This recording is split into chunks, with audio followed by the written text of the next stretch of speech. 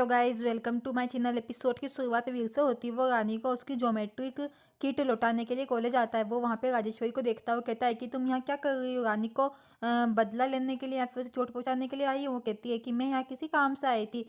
फिर वहाँ पे प्रिंसिपल आते हैं, कहते हैं कि धन्यवाद रानी साहब, आपने डोनेशन दिया, प्लीज़ मेरे साथ आइए। वीर रानी को ढूंढता है। वो फिर एग्जाम हॉल में जाता है। वहाँ पे उसे वो नहीं दिखती। वो उसके लिए टेंशन करता है। रानी ऊपर जाती है, कोई उसके चेहरे पर रुमाल रखता है। रानी बेहोश हो जाती है। वीर रानी को ढूंढता है।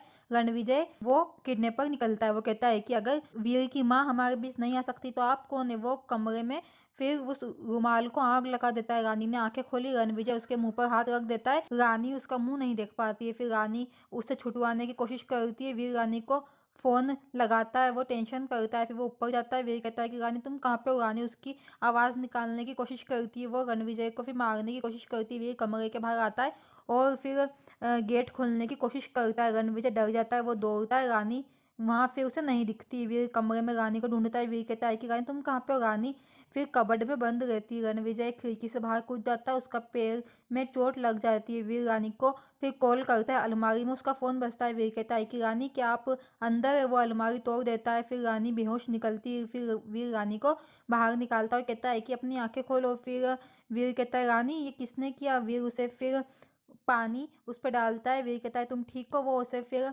उठाता है और उसे घर ले आता है। जय कहता है कि तुम मुझे अभी बता रही हो? चंपा कहती है कि मेरे पास टाइम नहीं था, आपकी पत्नी आपकी जासूसी करती रहती है। जय कहता है कि मैं नंदिनी को कैसे जवाब दूंगा? मुझे नंदिनी से पैसे लेने के लिए कहना होगा। वीर रानी को घर ले आता है। वो उसे दवा देता है। वीर कहता है कि मुझे पता है कि किसने किया, मैं उसे जाने नहीं दे सकता, मुझे रानी सा से बात करनी है। रानी उसे रोकने के लिए खांसती है। वीर कहता है कि पानी ले लो। रानी कहती है कि मैं ठीक हूँ। वीर कहता है कि मुझे रोकने की कोशिश मत करो। रानी कहती है कि रानी सा से मत लड़ो। वीर कहता है कि मैं तुम्हें कुछ नहीं होने दे सकता। वीर कहता है कि अपना बैग पैक करो, हम यहाँ पे सेफ नहीं है। रानी कहती है कि हम घर नहीं छोड़ सकते। रानी कहती है कि एक बार शीशा, फिर गैस, और अब ये मैं तुम्हारी जान जोखिम में नहीं डाल सकता। रानी कहती है कि अगर घर में किसी और पर हमला हो जाए तो हम क्या करेंगे? क्या होगा अगर कोई खतरे में आया तो? रणविजय दिग्विजय के पास आता है। वो कहता है कि मैं किसी काम से दिल्ली जा रहा हूँ। दिग्विजय पूछता है कि आपके पैर में क्या हुआ? रणविजय कहता है कि मैं पार्क में गया था, मुझे मोच आ गई। दिग्विजय कहता है कि तुम अब बूढ़े हो गए हो। दिग्विजय फिर कहता है कि मैं अभी एयरपोर्ट के लिए जा रहा हूँ, अपना ध्यान रखना। रणविजय कहता है कि आप एक सेफ तरीके से जाओ, मैं कामना करूंगा। वे कहता है कि मुझे यकीन है कि ये सब रानी सा ने क्या था। रानी कहती है कि ये रानी सा के लिए भी तो हो सकता है। उन्हें वो गिफ्ट जो मुझ पे गिरा वो रानी सा का था। वो खीर बनाने जाने वाली थी लेकिन मैं चली गई, ये उनके लिए सारी प्लानिंग थी।